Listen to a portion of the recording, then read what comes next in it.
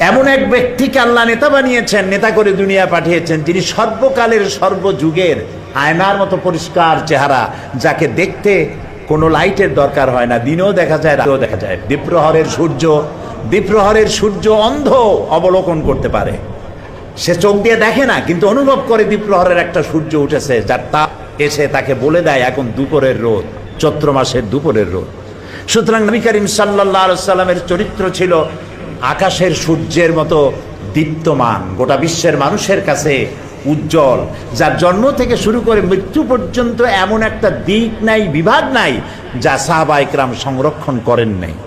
জীবনের সব কিছু লিপিবদ্ধ হয়েছে। আপনি কোন নেতা পাবেন এমন বলেন, একজন নেতার নাম বলেন যার লেখাপড়া জন্ম, লেখাপড়া মৃত্যু, আর জীবনের রাজনৈতিক কয়েকটা বক্তৃতা, এছাড়া আপনি কি জানেন? আর বইতেই বা কি লেখা আছে?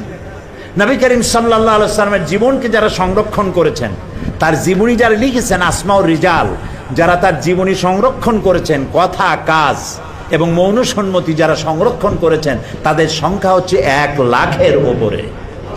পৃথিবীর কোনো মানুষের জীবনকে এইভাবে হাই পাওয়ারের মাইক্রোস্কোপ যন্ত্র দিয়ে কোনো মানুষকে এভাবে দেখা হয় নাই, যা দেখা হয়েছে রাসূলকে।